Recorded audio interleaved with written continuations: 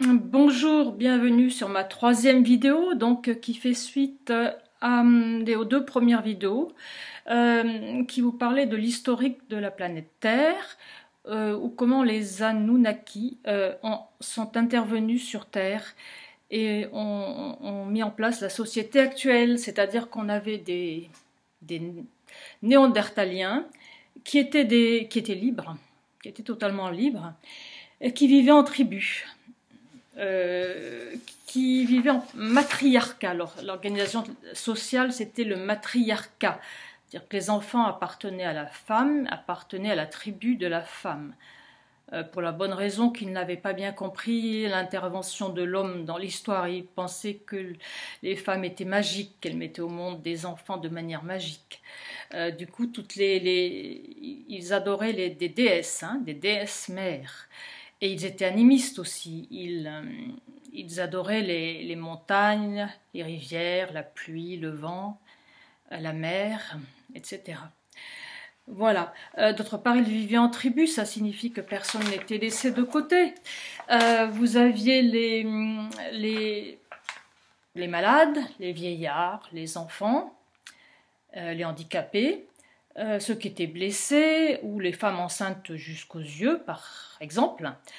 Ils ne participaient pas à la chasse aux mammouths, mais ils avaient leur part de nourriture. Personne n'était laissé de côté. Donc voilà la société qu'on avait avant.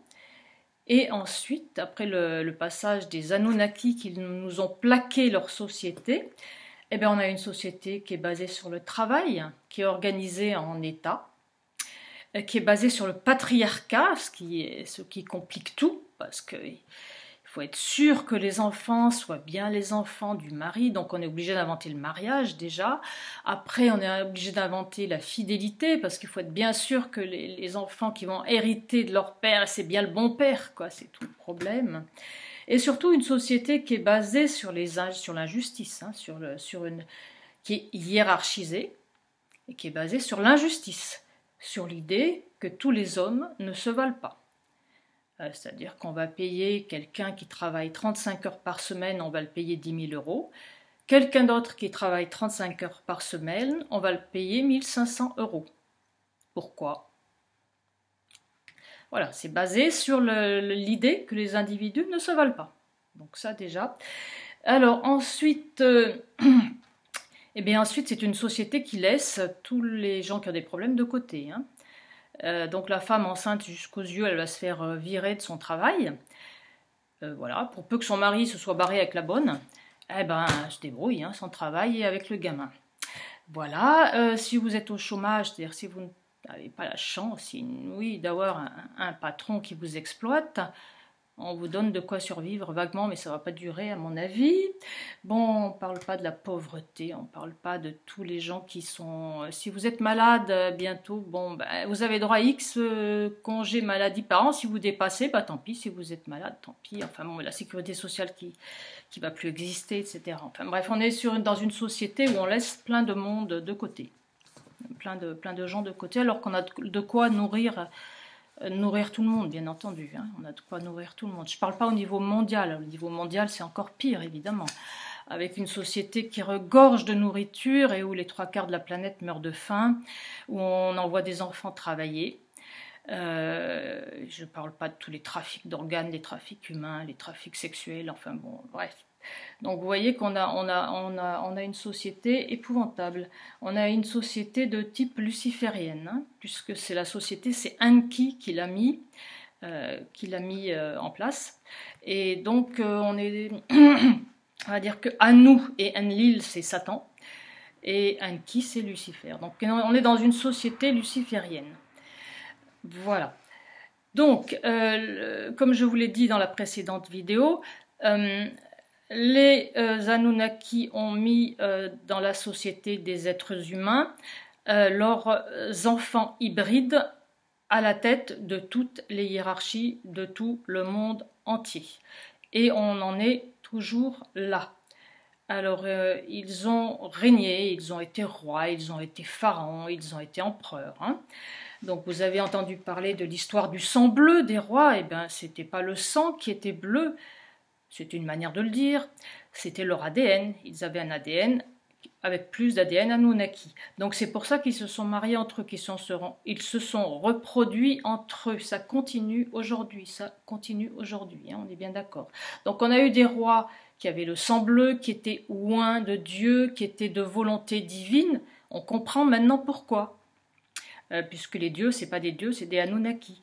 Et donc on comprend d'où ça sort. Effectivement, ils étaient au sens propre de volonté, enfin ils avaient un ADN différent. Voilà, donc ils ont toujours un ADN différent. Alors ensuite, il y a eu la Révolution française. Donc la Révolution française, c'était juste une bataille entre deux factions de ce que je vais appeler l'oligarchie mondiale, c'est-à-dire ceux qui dirigent vraiment la planète. Donc il y a plusieurs factions et ils se bouffent le nez entre eux. Donc on avait avant la Révolution française, qu'est-ce qui faisait la loi? C'était la dictature religieuse et la dictature des seigneurs de guerre. Et ça a été remplacé par la dictature des banquiers et la dictature des multinationales. C'est-à-dire que ce sont des aristocrates, hein, et en face, il y avait les marchands.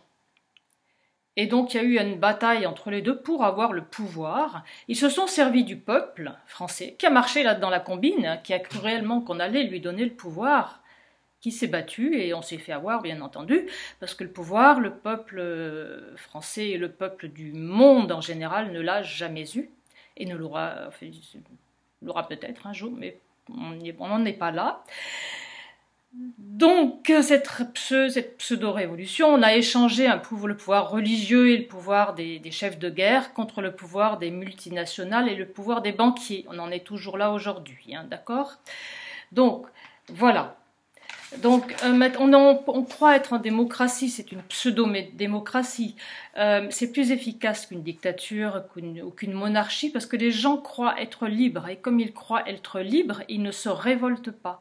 Donc c'est beaucoup plus efficace, c'est-à-dire on est dans une dictature soft et on est manipulé. Et c'est beaucoup plus efficace parce que du coup on ne se révolte pas.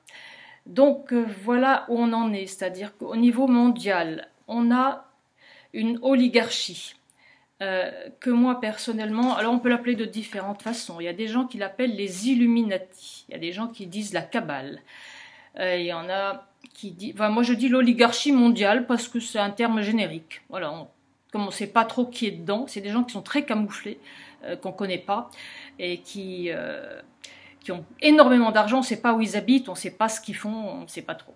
Je ne suis pas du tout en train de vous parler des politiciens, là, je suis en train de vous parler des gens qui mènent le monde, hein, les banquiers, les présidents de multinationales, quelques familles royales qui sont restées là, et ce qu'il y a de plus haut niveau au niveau de la hiérarchie religieuse, toutes les religions.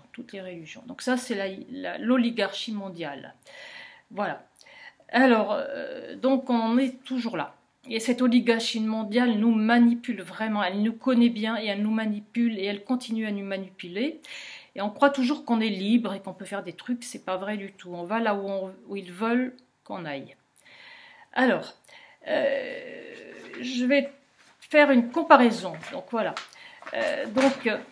Il faut bien comprendre qu'on a été créé donc, par les Anunnaki pour leur servir d'esclaves. Donc on est un élevage. On est un cheptel. Un cheptel de 7 milliards d'humains. D'accord, un troupeau, comme un troupeau de moutons. Voilà. On est dans un pré. Ce pré, c'est la planète Terre. Enfin, disons notre monde, et on ne peut pas en sortir. Si on vous a dit le contraire, c'est pas vrai, on y reviendra. Bon, bref, on est prisonnier de ce monde, et on est un cheptel. On est un troupeau de moutons. Alors, il faut bien comprendre, on va faire une analogie avec le troupeau de moutons. Dans un troupeau de moutons, il y a le berger. Il y a le chien de berger, et il y a les moutons. Alors, question, pourquoi est-ce que le berger amène les moutons dans un pré avec beaucoup d'herbes? Pourquoi est-ce qu'il les protège du loup? Alors, réponse, pour leur rendre service. Bien sûr que non. Hein, le berger, il n'en a rien à faire des moutons, on est bien d'accord, il ne va pas rendre service aux moutons.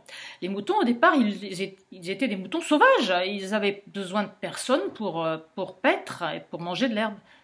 Là, il les a quand même capturés, mis dans un pré avec des barbelés autour. Est-ce que c'est les moutons qui ont besoin du berger? Absolument pas. Les moutons, ils n'avaient pas besoin du berger pour manger de l'herbe. C'est le berger qui a besoin des moutons. D'autre part, le berger, quelquefois, a acheté le troupeau ou a acheté les moutons, donc les moutons lui appartiennent. Voilà. Alors, ce berger, ce qu'il veut, c'est prendre la laine sur le dos des moutons pour la vendre et éventuellement bouffer les moutons, faire du gigot, hein, ou un méchoui. Voilà. Donc nous, on a un troupeau de moutons. Alors, qui sont les bergers? Et le problème, c'est qu'on confond les bergers et les chiens de berger. Le chien de berger, c'est celui qui fait avancer le troupeau dans la bonne direction. Le chien de berger appartient au berger aussi. Le chien de berger, c'est pareil. Lui, au départ, c'était un loup. Il vivait en meute, il avait besoin de personne, il était libre. Il a été capturé, domestiqué par le berger, et il est aux ordres du berger, parce que le berger ne lui donne à manger que s'il fait son travail, et ne lui fournit une niche que s'il fait son travail. Donc le chien de berger est aux ordres du berger. C'est pas lui qui commande, c'est pas lui qui commande le troupeau. Il obéit au berger, sinon il n'a pas à bouffer. Et puis même il se fait punir sinon, on est bien d'accord. Donc il ne faut pas confondre les bergers et les chiens de berger. Alors le troupeau c'est nous, ça vous avez bien compris. Maintenant qui sont les chiens de berger? Alors les chiens de berger, il y a les politiciens, tous les politiciens, de quelque bord que ce soit bien entendu. Tous les syndicalistes, tous les journalistes de toute la presse, tous, sans exception. Plus tout le show business, musique, film, dessins animés et même les sportifs de haut niveau. Tout ça, c'est du spectacle, y compris la politique. Hein. Et en ce moment, le haut du pavé des chiens de berger, je les mettrais même dans l'eau. Non, je les mets. C'est pas les chiens de berger. Non, c'est pas les chiens de berger. Ça, c'est une. Non, là, je me suis plantée. Parmi l'oligarchie mondiale dont je vous ai parlé, il y a les multinationales. Et parmi les multinationales, il y a Internet, les maîtres d'Internet, Google, Facebook, YouTube et compagnie. Ceux-là, ils font partie de l'oligarchie mondiale, c'est eux qui décident. Là, on parle des chiens de berger. Les chiens de berger, c'est ceux qui obéissent, qui mènent le troupeau là où le troupeau doit aller. Donc les politiciens, bien entendu, qui font passer les lois qu'on leur a dit de faire passer. On est bien d'accord. Alors, ils font passer les lois qu'on leur a dit de faire passer dans tous les pays, du monde entier. De quelque bord que ce soit, essayez de comprendre, ils sont tous dans la même équipe. Ils sont dans la même équipe, tous à droite, à gauche, à l'extrême droite, ils sont dans la même équipe. Ils le savent, ils le savent. Les politiciens, les syndicalistes bien entendu, les journalistes nous disent ce qu'on doit savoir, ce qu'on doit croire, les gens qu'on doit aimer, ceux qu'on doit haïr, etc. Les publicitaires nous disent comment on doit s'habiller, quelle voiture on doit acheter, etc. Alors la musique, très important, la musique, les clips vidéo sont satanistes, surtout les derniers, surtout avec des chanteuses comme toutes ces chanteuses qui chantent à moitié à poil, ou complètement à poil, dans des poses lascives. C'est des clips satanistes, hein. Ça nous amène là où on doit aller. Les films nous disent ce qu'on doit faire, ce qu'on doit penser, ils sont pleins de messages.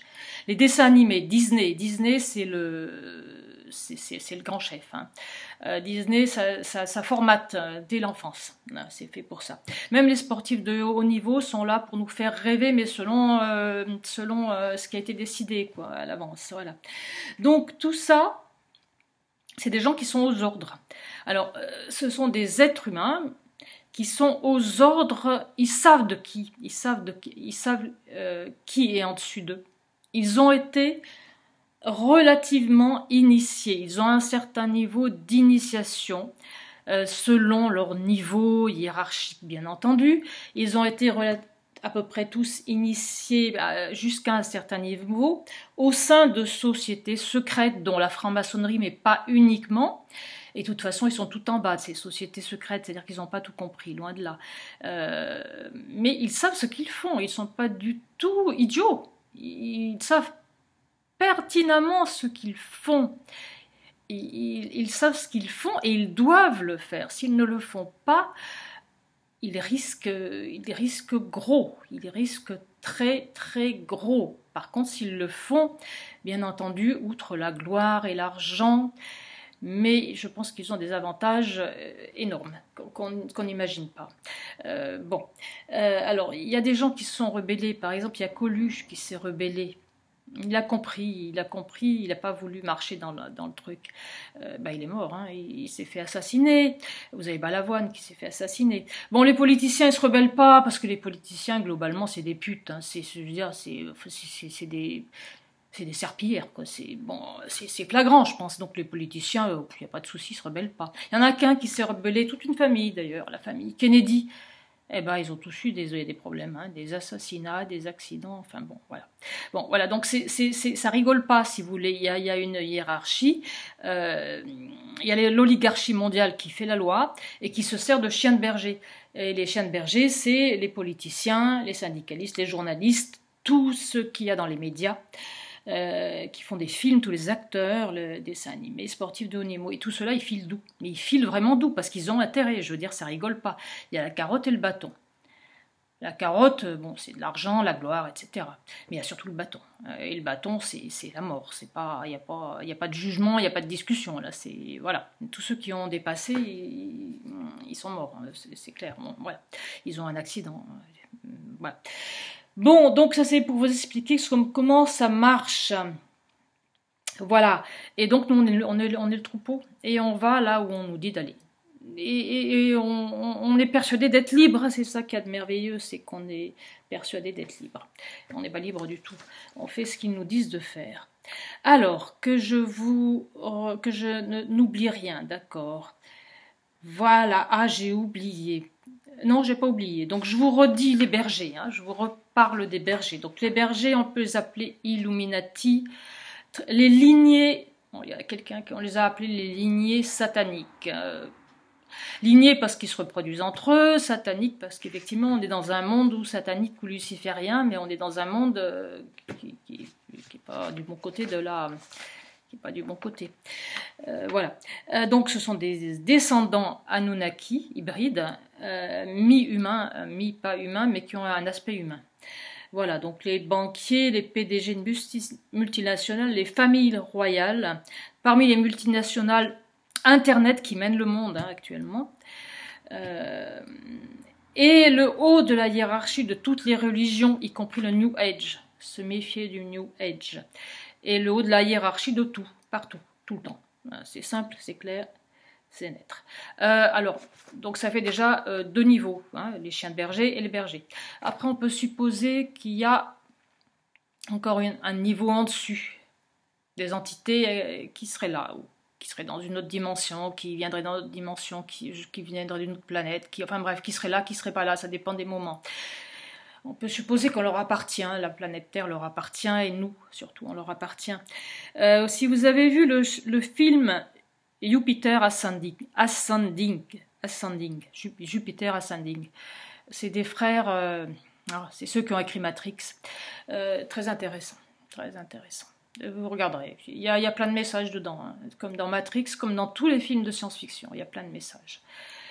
Voilà, donc voilà qui mène le monde, c'est ça que je voulais vous dire. Si je vous ai expliqué toute l'histoire depuis le début, c'est pour vous expliquer qui mène le monde. Voilà, qui mène le monde. On est un élevage, on est un troupeau de 7 milliards d'humains. On a des gens qui sont chargés de nous mener là où il faut qu'on aille. Voilà. Toute la classe politique, tout le showbiz, journalistes, syndicats, musique, film, dessin animé, sportifs de haut niveau, c'est du showbiz tout ça. La politique c'est du showbiz, ça fait partie du showbiz. C'est ce qu'on nous présente, c'est la matrice, c'est ce qu'on nous présente comme étant notre monde, et ce qu'on doit croire, ce qu'on doit aimer, ce qu'on doit faire, ce qu'on doit savoir. Voilà, c'est ce qu'on nous mène là où on veut nous mener. Voilà, donc ça c'est l'état de notre monde aujourd'hui. J'ai à peu près tout dit. Alors maintenant, on va passer au sujet qui fâche. Alors, voilà pourquoi les gilets jaunes. Les gens font une sorte de révolte, de révolution actuellement. Et moi, je pense qu'ils se font manipuler. Alors, j'ai essayé de discuter avec des gens sur Facebook. Malheureusement, les gens ne comprennent pas. Ils pensent que je suis méchante, que je suis quelqu'un de riche et que je suis quelqu'un qui soutient Macron et qui trouve très bien qu'il augmente l'essence. Bien sûr que non. Bien sûr que non. Donc, ça sert à rien de s'engueuler sur Facebook. Les gens n'ont pas compris ce que je voulais dire. Ce que je voulais dire, c'est qu'ils sont en train de se faire manipuler, les gilets jaunes. Bon. Donc, alors, comment vous expliquer ça? Quoi qu'on fasse, c'est toujours une manipulation. On croit que ça vient de nous, mais ça vient pas de nous. La Révolution française, les gens étaient persuadés, ils étaient de bonne foi, ils étaient persuadés, ils y ont cru, liberté, égalité, fraternité, ils y ont cru, ils se sont fait avoir. Bon, là, non seulement on se fait avoir, mais en plus, l'heure est grave. Alors, Macron a été mis, je dis bien mis en France. Il a été mis comme président de la République française, pas par nous, hein. Absolument pas par nous. Il a été mis là. Son boulot à Macron, c'est de détruire la France, détruire tous les services publics, ça vous avez remarqué, mais détruire la France, hein, de toutes les manières possibles et imaginables. Il l'a fait avec une efficacité redoutable et extrêmement rapidement. Je pense que ses maîtres vont être très contents de lui. Voilà. D'autre part, l'oligarchie mondiale a un slogan, si j'ose dire, c'est Ordo ab chaos, c'est du latin, ça veut dire l'ordre à partir du désordre. Alors ce qu'ils veulent faire, c'est glisser de plus en plus vers une dictature, et à terme, ils voudraient une dictature mondiale, avec une seule monnaie, un seul gouvernement central mondial, et une seule religion mondiale. Bon, ça c'est à terme. Hein.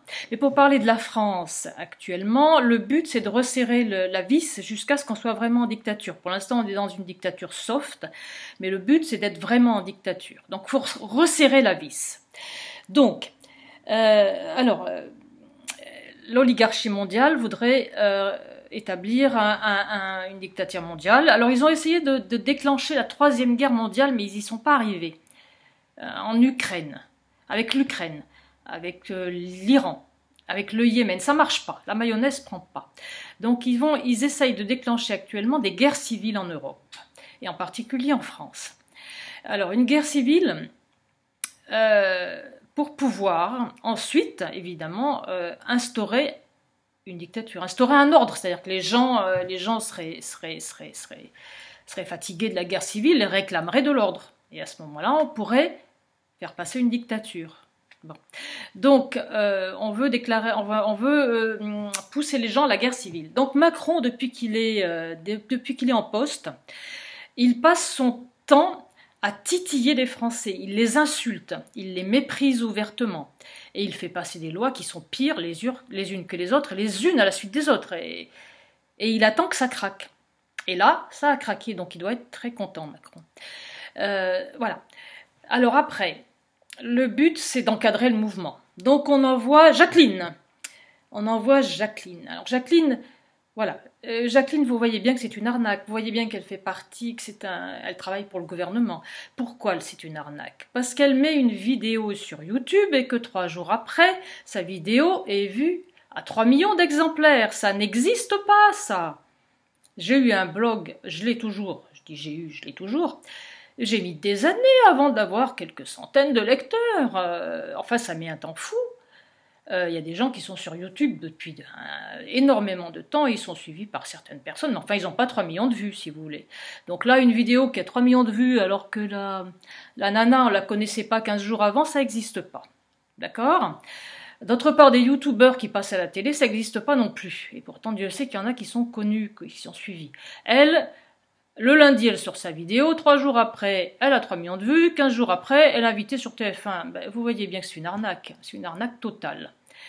Donc Jacqueline, je sais pas quoi, elle demande le nom des leaders du mouvement aux gens, et puis les gens lui donnent, mais enfin, mais vous êtes bêtes, quoi. D'abord, il n'y a pas de leader dans ce mouvement, et ensuite, vous lui avez donné le nom des leaders, mais je n'en reviens pas, mais autant les donner directement au RG. Résultat, les leaders, maintenant, ils sont fichés. Il y en a qui sont devant le tribunal. Vous voyez bien que c'est une arnaque. Je sais pas, moi, c'est tellement gros. C'est tellement gros. Après, une deuxième arnaque. Deuxième arnaque. Champ de Mars. Alors, les gilets jaunes, c'est des gens qui sont pleins de bonne volonté, qui sont de bonne foi, hein. Et puis, ils sont en colère, ils ont raison d'être en colère. Ils ont archi raison, on est bien d'accord, ils ont raison d'être en colère. Ils sont dispatchés dans toute la France. Donc, comment voulez-vous les arrêter? Donc, on leur dit, enfin, ça doit être Jacqueline, je suppose, encore, ou je sais pas qui leur dit, bah écoutez, on va tous aller à Paris. Et puis, on va pas défiler n'importe où, on va défiler sur le Champ de Mars. Alors ça, c'est merveilleux. Comme ça, on n'a pas besoin d'aller chercher aux quatre coins de la France, ils vont tous être au même endroit. Vous voyez bien qu'ils vont être encerclés par les forces de l'ordre et qu'on va leur cogner dessus. Bon sang, mais c'est une arnaque, n'y allez pas au Champ de Mars. C'est une arnaque. Bon, voilà, donc ça me désespère parce que je vois que les gens sont en train de se faire manipuler, puis ça va mal tourner, ça va très mal tourner. Et qu'est-ce que ça va donner? Ben, quand il y aura des morts, quand il y aura des troubles, quand il y aura des problèmes, les gens vont se monter les uns contre les autres, la mayonnaise va prendre, et ça va tourner à la guerre civile, presque. Et dans ces cas-là, Macron va arriver tout content, il va dire « Ah, ben tiens, on va faire passer des lois liberticides. » Déjà, il a fait passer l'état d'urgence, là, qui est plus ou moins passé dans la Constitution, donc déjà, on s'en approche. Et là, on va se retrouver en dictature. C'est le but, c'est le but. C'est le but. Alors, comment dire? Voilà, je vais vous donner des exemples hein, sur ce qui se passe dans ce genre de révolte.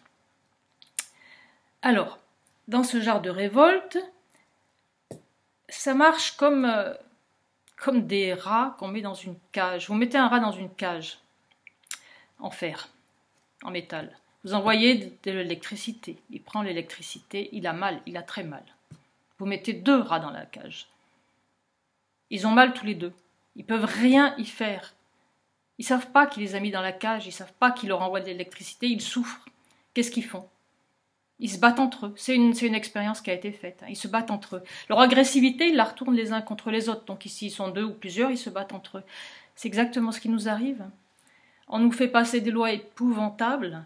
On est très énervé. Et comme on ne peut pas s'en prendre à qui de droit, parce que qui de droit, c'est Macron. Mais Macron, il est enfermé à l'Élysée. Vous ne pouvez pas aller le sortir, Macron, de l'Élysée. Il est protégé, il est archi-protégé. Je ne parle pas de ceux qui sont en dessus de Macron. Ceux-là, on ne sait même pas où ils sont, on ne sait même pas qui c'est. Mais bon, Macron, on ne peut pas s'en prendre à lui directement. Alors, c'est lui le coupable, c'est lui et tout le gouvernement, si vous voulez. Bon, d'accord, mais personne ne s'en prend au gouvernement. Qu'est-ce qu'ils font, les gens? Ils bloquent un rond-point au fond de la Cambrousse. Bon, ils bloquent un rond-point. Déjà, ça ne sert à rien. Ça n'embête pas du tout le gouvernement. Ensuite, il y a quelqu'un qui passe en voiture. Pourquoi? Parce qu'il veut aller d'un point A à un point B, hein, et ça passe par le rond-point. Et voilà, il tape sur les gens qui sont dans la voiture. Les gens qui sont dans la voiture tapent sur les gilets jaunes, et on est pour, et on est contre, et on se bat, et on est dans le conflit. Et là, on se bat entre nous, exactement comme les rats dans la cage. Et qu'est-ce qu'il fait Macron pendant ce temps-là? Mais il se marre. Et ceux qui sont en dessus de Macron, ils se frottent les mains, tout marche selon les plans. On est des rats dans une cage et on nous envoie des impulsions électriques, on ne peut rien y faire. C'est pas la peine qu'on se batte entre nous en plus. Bon, j'ai autre chose à dire aussi. Pour faire la révolution, il ne faut pas attendre que tous les gars du monde se donnent la main. Il ne faut pas attendre que tout le monde soit d'accord en même temps. Ça n'arrive jamais, ça. C'est le meilleur moyen pour rien faire. Donc, les gilets jaunes qui veulent faire la révolution, mais faites-la. Je veux dire, puisque vous pensez que c'est une bonne chose, vous avez le droit, vous avez tout à fait le droit, c'est peut-être moi qui me trompe, je veux dire, bon, mais peu importe, faites-la, d'accord, mais ne vous en prenez pas aux gens qui ne la font pas. Les gens qui la font pas, ils ne la font pas parce qu'ils ne sont pas de votre avis. Ils ont le droit. Donc, il ne faut pas se battre entre nous.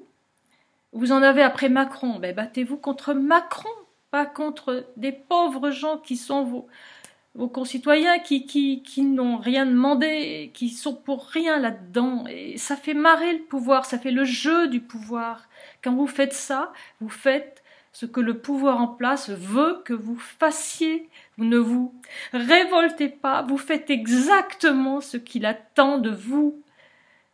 Je répète, vous faites ce qu'il attend de vous. C'est-à-dire que vous n'êtes pas en train de vous révolter. Vous êtes en train de faire exactement ce pourquoi vous avez été dressé.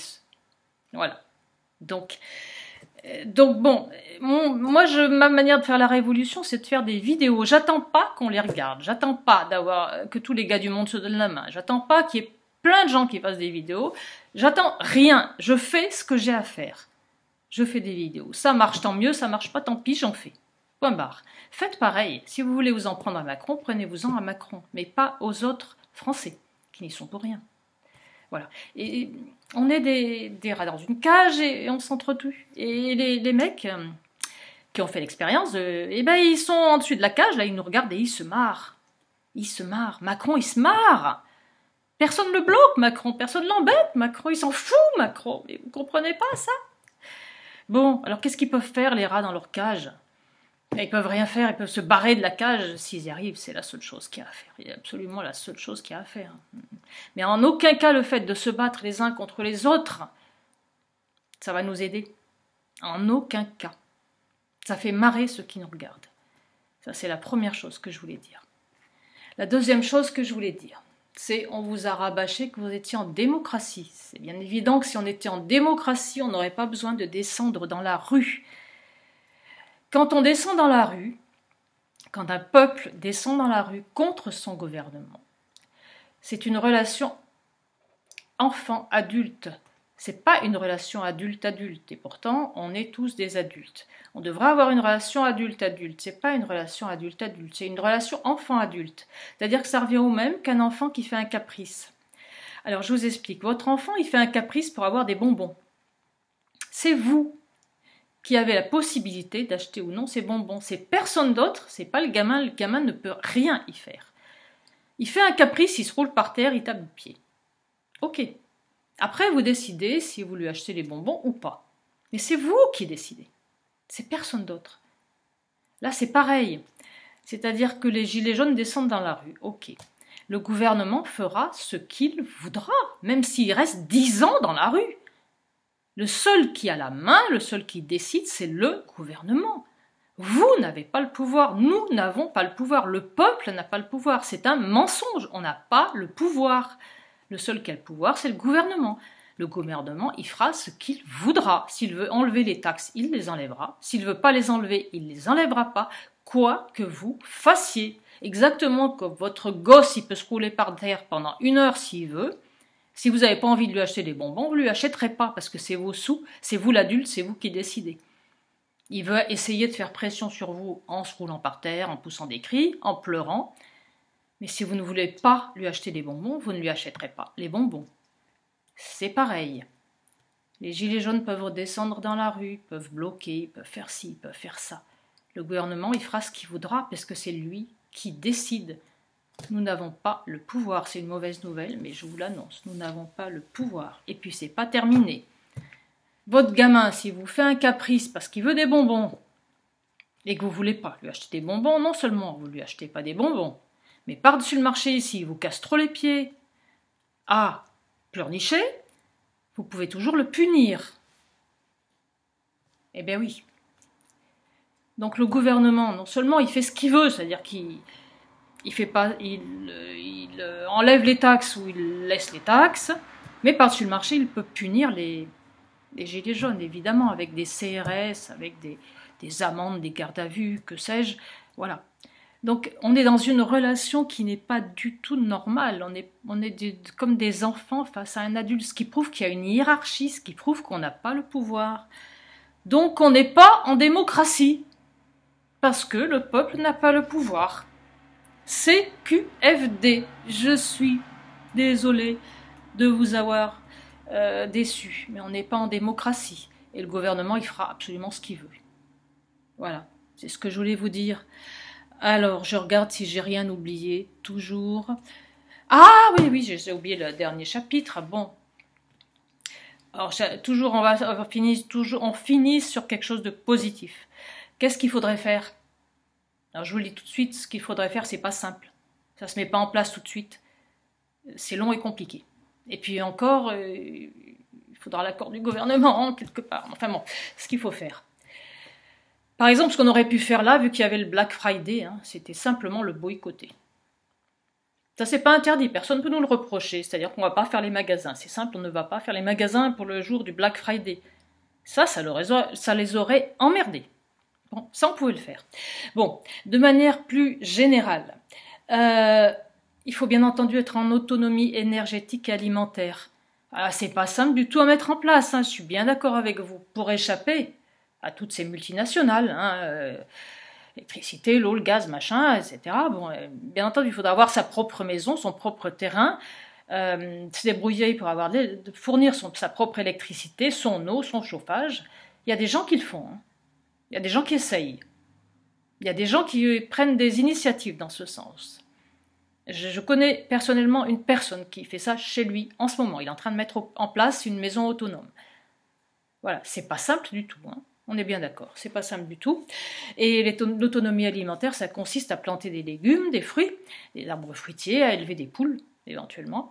Voilà, mais c'est clair que c'est pas quelque chose qu'on fait du jour au lendemain, c'est clair que ça va pas être simple. Je veux dire, je suis d'accord que pour l'instant, c'est au stade d'idées, ça, on est bien d'accord.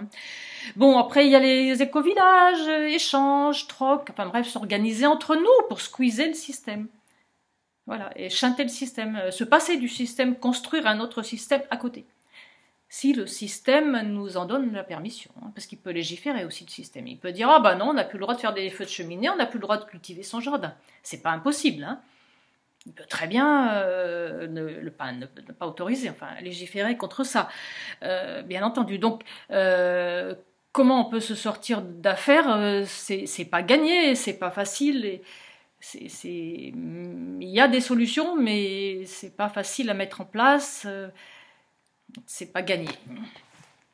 Alors pour finir sur une note